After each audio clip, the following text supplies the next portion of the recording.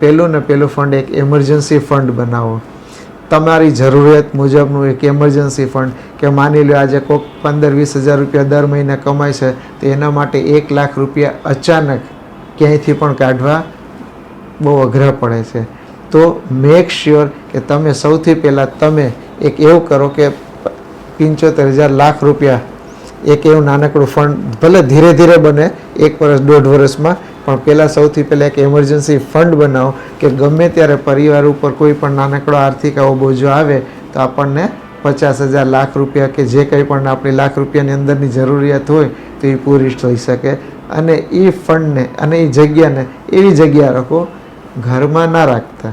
એને મ્યુચ્યુઅલ ફંડમાં, liquid fund, આ લિક્વિડ ફંડ નામનું ફંડ આવે છે, એમાં રોકી દેશો તો તમને એમાં 6-7% વ્યાજ પણ મળતું રહેશે, 5-6% વ્યાજે મળતું રહેશે, 5 થી 7%, અને પૈસાની તમારે ક્યારે પણ એમાં ઓછા નહીં થાય.